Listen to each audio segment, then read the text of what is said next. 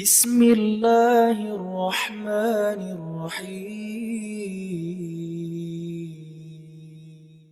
Sebelum menjelang Hari Raya Idul Adha, kita tentu berlomba-lomba untuk mencari hewan kurban yang terbaik untuk memenuhi kesempurnaan ibadah untuk kaum muslim. Namun bagaimana sebenarnya hukum dan cara berkurban yang baik kan, Bay? Ini masih ada 1 hari lagi sebelum besok Idul Adha-nya berlangsung. Betul, kita jangan lupa untuk mengingat lagi apa yang kurang atau yang kemudian harus dipenuhi sehingga besok sah berkurbannya. Ya. Nah, sudah ada Ustadz Taufikur Rahman dan Bapak Porkas Halomoan, manajer program dari Lasnas. Selamat pagi, Assalamualaikum. Waalaikumsalam warahmatullahi wabarakatuh. Nanti dulu, saya kalau mau Ustadz Taufikur Rahman, pantun dulu. Oh gitu ya. Iya, Pantun apa buat kita? mudah-mudahan ya sambil nabung baca Bismillahirrahmanirrahim, kita nyambung silaturahim, terus Allah berikan buat kita dan pemirsa stok jauh satu kaki makin panjang umur murah rezeki. Amin. Tuh, kalau udah dibuka Ustadz, tuh. dengan doa seperti itu kan kita juga enak Amin. ya. Kalau udah ngomong rezeki, aminnya kencang ya. Harus ya. Iya. Harus, supaya kurbannya nanti kan makin bertambah. Amin. Gitu kan. Amin. Ustadz, ini sebelum kita besok berkurban, mungkin sudah ada yang membeli hewan kurban, tapi toh bisa kemudian juga ikut memeriksa lagi kurbannya supaya besok sah. Umum saja, singkat saja gitu, singkat padat. Apa aja sih yang mesti kita perhatikan supaya orang ini nggak lupa dan sekedar udah titip aja beli atau apa gitu. Oke, berdasarkan Quran surat Al-Maidah di ayat ke-27. Ya, ini sejarah korban waktu alaihim naba'at nai Adam bil haq. Ceritakan oleh kamu ketika proses sejarah pertama Allah perintahkan untuk berkorban, yaitu Habil dan Qabil. Ya. Nah, di situ ternyata Habil Allah terima korbannya dan Qabil tidak diterima. Nah, karena persiapan yang memang mereka ketika Habil melaksanakan perintah Allah ini mempersiapkan yang betul-betul perfect. Nah, terutama sebelum perfect niatnya dulu karena Allah. Ya, karena dalam Quran surat Al-Hajj ayat ke-37 di mana dijelaskan Allah nggak menerima daging dan darahnya, tapi Allah terima nilai ketakwaan yang ikhlas karena Allah. Nah, dari situ setelah niat ikhlas karena Allah, jadi jangan niat karena pamer, karena pengen dapat pujian. Iya. Nah, kemudian Karena tetangga korban, dia 1, gua 2, wah Iya. gitu kan. Adu-aduan ya. aduh, zaman sekarang serba zaman selfie-an ya. Di-upload ke media sosial. Benar sekali, ini meluruskan niat. Yang kedua, secara literatur agama, makanya Nabi memberikan di mana arba'atun la tujzi'u fil adhahi. 4 macam yang nggak boleh dipakai buat berkorban. Nah, kriterianya. Ya. 1, al-maridutul bayinu maraduha. Hewan baik sapi, kambing maupun kerbau atau onta, gitu kan, yang sakit, jelas sakitnya. Itu yang pertama. Yang kedua, di mana disebutkan lagi al-arja'ul lati al-awra'ul lati bayinu auruha, yang dimana dari kedua matanya jelas-jelas buta salah satunya. Itu juga tidak boleh. Tidak boleh. Nah, kemudian yang ketiga al-arja'ul lati al-bayinu zul'uha, yang ketiga dimana jelas-jelas pincang atau patah kakinya. Nah, itu sudah 3 kriteria. Yang keempat, dimana lagi disebutkan ya al-ajfa'ul lati la tunki.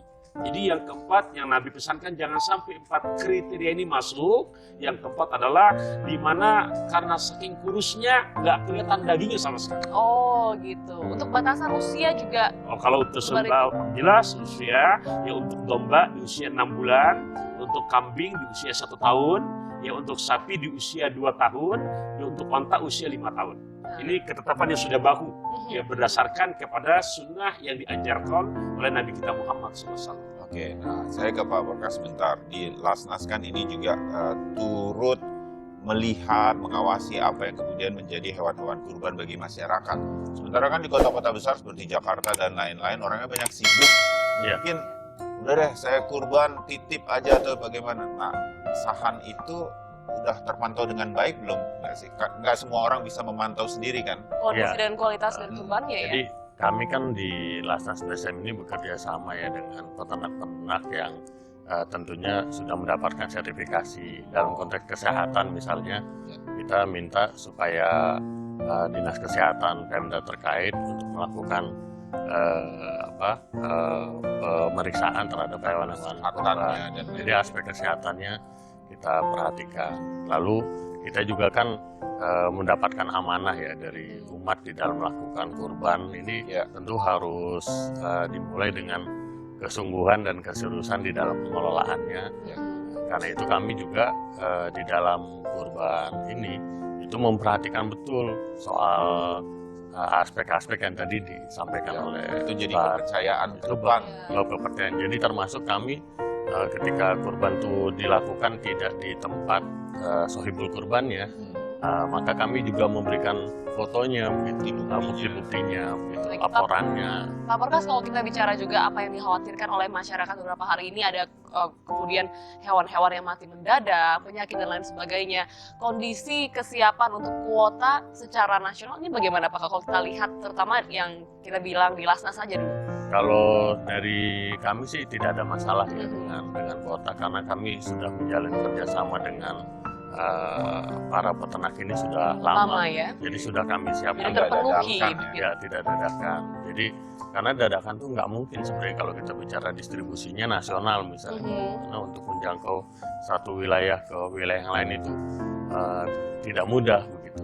Nah, maka ketersediaan hewan kurban itu memang sedari lama kami persiapkan betul-betul. Kami pilihkan hewan kurban yang terbaik untuk bisa dikorbankan oleh Untuk negara. partisipasi masyarakat bagaimana? Kalau bicara hewan ini sudah cukup kuotanya. Nah, ini H-1. Apakah sudah cukup juga Ini mungkin partisipasi yang masyarakat masih untuk perlu kurban? digiatkan ya di masyarakat. Karena sebenarnya kan kalau kita perhatikan hukum kurban itu dia sunat muakkad. Nah, jadi sebenarnya seorang yang mampu, kalau kata Rasulullah itu nanti disampaikan Ustadz ya. Jadi kata Rasulullah itu barang siapa yang dia memiliki kelapangan rizki, tapi kemudian dia tidak mau berkurban, maka kata Rasulullah jangan dekati tempat sholat kami. Itu kan serius begitu.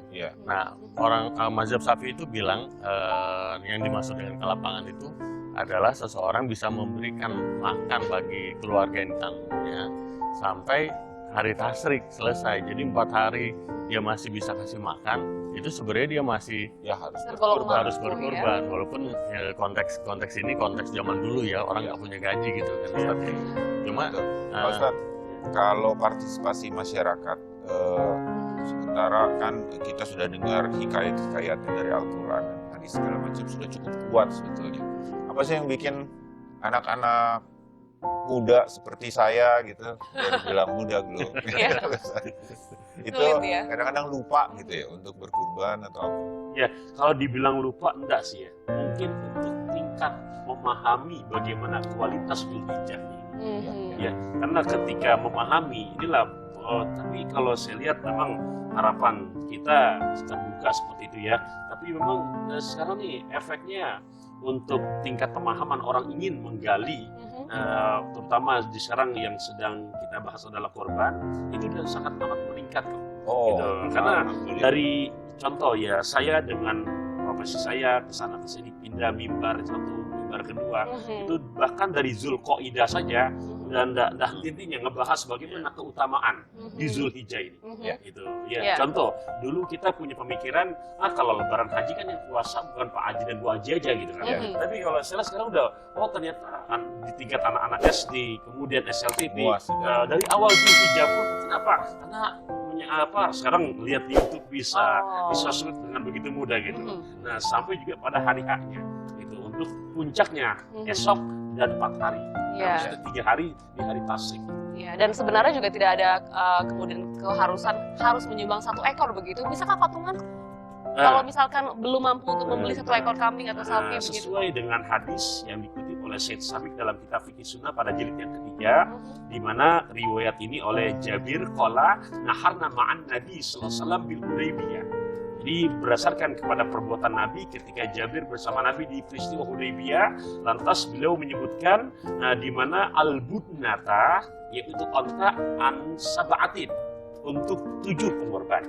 Nah kemudian wa minal baqar, dan sapi an sab'atin, untuk 7 7 orang. Jadi buat mereka yang memiliki kemampuan, gitu kan, inna a'tainakal kausar fasalli li rabbika wanhar. Nah, maka untuk secara ukuran batasan ia mengikuti kepada sunnah Nabi, ya untuk 1 ekor sapi buat 7 orang, untuk ya bisa patungan, untuk 1 ekor onta untuk 7 orang. Kalau kambing untuk 1 orang. 1 orang, ya. Hanya memang Tidak bisa dipatungan ya. betul, hanya memang untuk umat Rasul yang dimana dia tidak mempunyai kemampuan makanan pokok yang tadi disebutkan oleh Pak Porkas, gitu kan. Nabi begitu sayang kepada umatnya ketika Rasul berkorban di akhir hayatnya. Sahabat nanya, ya Rasul ini buat siapa? Ini ani wa amman wa ummati an lam yudhi. Ya, ini untuk aku dan untuk umatku yang Allah nggak kasih kemampuan sampai akhir hayatnya untuk berkorban. Baik. Satu lagi Ustaz Ya. Taufik. Kalau orang sedang nggak sibuk, sedang sibuk-sibuknya begitu, tapi ingin berkorban, kan sekarang ada yang online. Nah, itu bagaimana hukumnya? Hukumnya sah ya, karena satu, kita menyerahkan ya secara online itu kepada yang amanah, ya itu hukum pengorbanannya sah.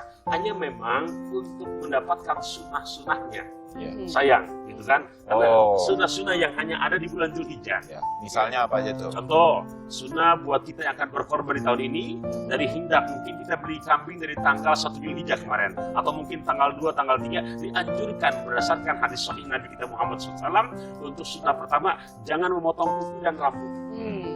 Ini larangan yang bersifat sunnah. Jadi Ustaz kalau dikerjakan, ya boleh, tidak apa-apa. Tapi dianjurkan sunnah yang hanya terdapat di bulan Dzulhijjah. Yang kedua, berdasarkan hadis yang dimana Rasulullah memerintahkan kepada putrinya, ya, dimana ketika Fatimah mau berkorban, Rasulullah memerintahkan, ya Fatimah gumi, bangun kamu, washhadi, berangkat saksikan. Nah, saksikan korban kamu, karena ketika disembelih, maka awal percikan darah pertama dan percikan darah itu menggugurkan dosa-dosa kamu. Nah, setelah itu kamu menghadap kiblat, kita Rasulullah berdoa, ini wajhatu wajhiya lilladzi fataras samawati wal arda hanifan muslima wa ma ana minal musyrikin. Ya, nah untuk menjawab tadi secara sah-sah, tapi untuk fadilah sunnahnya tidak didapatkan.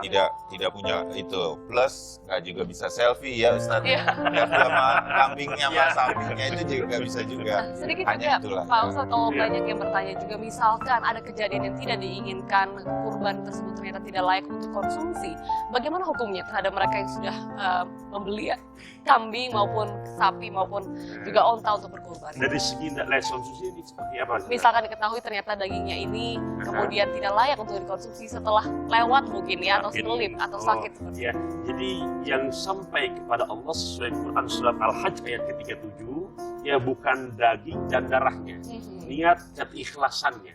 Nah, jadi ketika terjadi demikian, secara hukum korbannya tetap sah, ya. Nah, makanya di sini perlu kerjasama tadi dari betul, gitu ya. Dari lembaga-lembaga seperti Lasnas juga. Ya. Sedikit saja Pak Porkas, sedikit saja sebagai penutup. Upaya-upaya untuk terus meningkatkan kurban ini setiap Idul Adha di Indonesia itu seperti apa? Kami sudah lakukan ya, misalnya sekarang ini kami kerjasama dengan koperasi karyawan di BSM untuk memberikan dana talangan. Jadi dana talangan kurban itu boleh asalkan memang punya kemampuan untuk mengembalikan, catatannya begitu. Dan kami ke depan ini akan menginisiasi kerjasama dengan BSM juga untuk membuka tabungan kurban. Jadi masyarakat itu bisa menabung. Dibiasakan kan untuk menabung. Sekarang kan tiba-tiba kita sudah Dzulhijjah, duitnya belum ada misalnya gitu kan. Tapi kalau dengan menabung, apalagi auto debit dari jangan-jangan bisa sapi, ya bisa kan? sapi jangan-jangan. Dikumpul begitu ya. Jadi dimudahkan. Ya, menarik. Itu himbauan-himbauan yang harusnya bisa kita laksanakan. Bisa kok sebetulnya. Tinggal niatnya mau atau enggak ya, Ustaz Taufik ya. Ya. Pasar sungguh pasti dapat. Alhamdulillah. Terima kasih Pak Porkas. Terima kasih. Sama-sama. Ustaz Taufik. Ustaz Taufik Kurniawan, terima kasih banyak. Kita ketemu lagi lain waktu. Semoga besok semua lancar.